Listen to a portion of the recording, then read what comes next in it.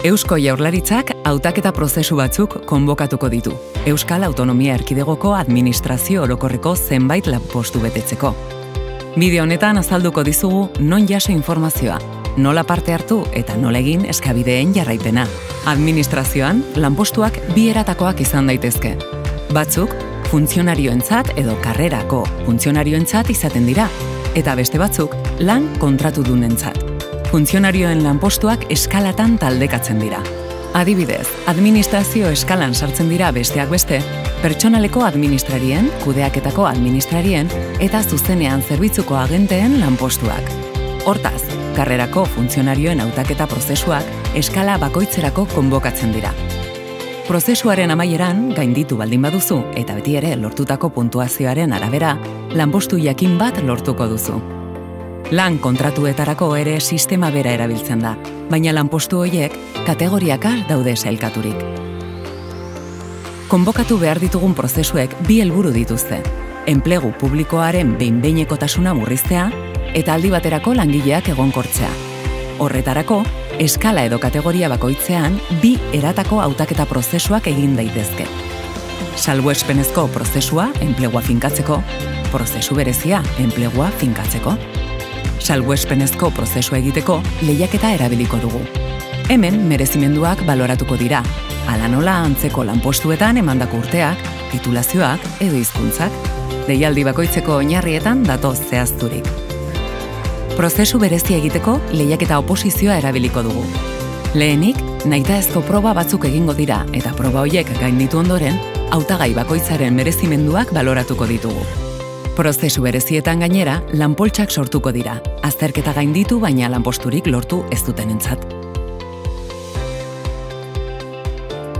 Sar zaitez webgunean eta informa zaitez.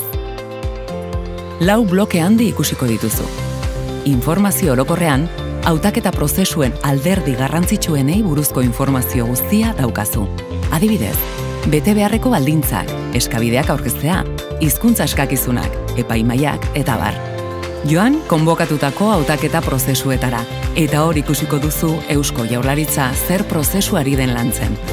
Aukeratu edozein, sartu, eta hor dituzu oinarri orokorrak, eskala edo kategoria bakoitzeko oinarri espezifikoak, gai zerrendak eta eginda badaude, baita galderak ere.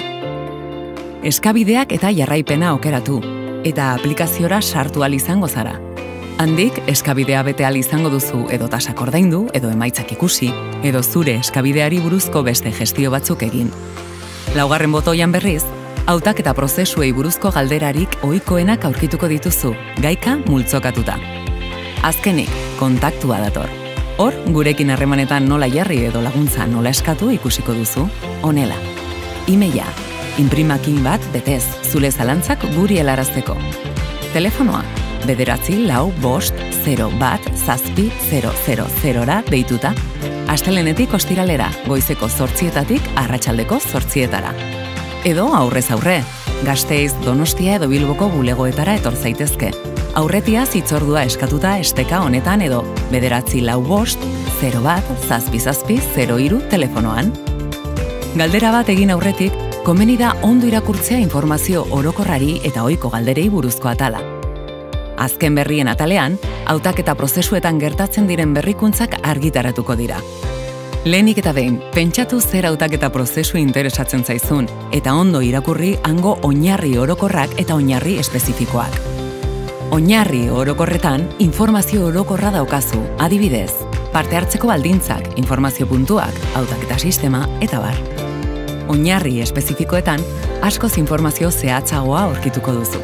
Prozesu bakoitzean zenbat lanpostu konbokatu diren, bakoitzak zer hizkuntza eskakizun duen, eskabideak aurkezteko epea, tasen zenbatekoa, beharrezko tituluak eta bar. Hautaketa prozesua ondo ulertu nahi baduzu, oinarri guztiak ondo irakurri. Finkatze prozesu berezietan, gai zerrenda ere oinarrietan aurkituko duzu. Gai hoiei buruzkoa izango da oposizio faseko azterketa. Ondo begiratu zer egunetan eta ordutan amaitzen den eskabideak aurkezteko epea. Epe hori amaitu baino lehenago, bidali beharko duzulako eskabidea eta ordaindu beharko dituzulako tasak. Deialdietakoren batera aurkezteko, lehenik eta behin zure burua elektronikoki identifikatu behar duzu. Aurrez aurre hitzordua eskatu ondoren, Gasteizko, Donostiako edo Bilboko bulegoetan. Zure burua identifikatuz, Euskal Autonomia Erkidegoko administrazio orokorrak onartzen duen bitarteko bat erabiliz. Adibidez, Baku. Edo aldi baterako erabiltzaile bat baliatuz, eskaera egitean aplikazioak berak emango baitizu bat. Aldi baterako erabiltzaile hori gauza baterako bakarrik izango da, eskabidea erregistratzeko eta hari buruzko kontsultak egiteko. Gainerako izapideak egiteko, beharrezkoa izango da zure burua elektronikoki identifikatzeko bitarteko onargarriren bat edukitzea. Informazio orokorraren atalera joan eta esteka bat aurkituko duzu. Handik lortuko duzu identifikazio hori. Zure burua identifikatu ondoren, prozesuetan sartu ahal izango zara, eskabidea eta jarraipena ataletik. Hurrengo urratsa eskabidea egitea da. Esan dugun moduan, zuk formularioa bidali eta tasak ordaindu ondoren onartuko dugu eskabidea. Eskala eta kategoria gehienetan bi prozesu ezberdin egingo dira, eta hortaz, bi prozesuetara edo batera bakarrik aurkez zaitezke. Prozesu berezi bat interesatzen bazaizu, ondo irakurri gai zerrenda eta galdera sorta. Konbokatzen diren hautaketa prozesuen atalean aurkituko dituzu. Aurkezteko epea amaituta, gehienez ere hilabete geroago, onartuen eta baztertuen behin-behineko zerrenda argitaratuko da. Zerrenda hori ikusi nahi baduzu, eskabidea eta jarraipena atalean izango duzu. 10 egun baliodun izango dituzu edozein erreklamazio egiteko. Erreklamazio epea igarota, eskabideak ebatzi eta onartuen eta baztertuen behin betiko zerrenda argitaratuko da. Gogoratu zerrenda horretan begiratzea. Beste bi gauza ere iragarriko ditugu. Zer epe dagoen salbuespenezko prozesuetan merezimenduak alegatzeko eta prozesu berezietako azterketa eguna.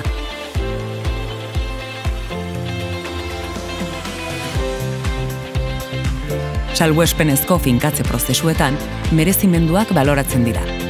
Finkatze prozesu berezietan ordea, guk zure merezimenduak baloratu aurretik nahitaezko proba bat egin eta gainditu beharko duzu. Lehenengo zatia teorikoa izango da, gai zerrenda eta galdera sorta ikusi. Bigarren zatia proba teoriko praktiko bat izango da. Ariketa teorikoak 80 puntu balioko du, eta teoriko praktikoak 40.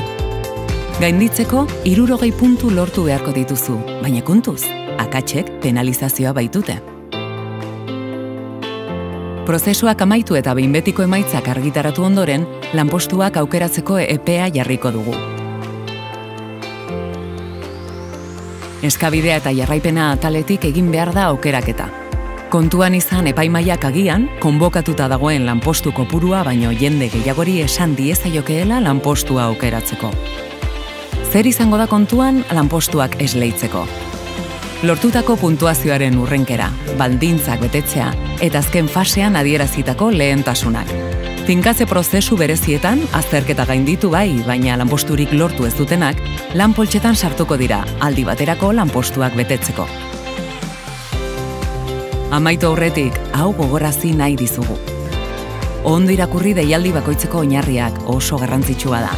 Epeak bete, eta bideo honetan deskribatu ditugun urrats guztiak bete. Eskerrik asko parte hartzegatik eta zorte on.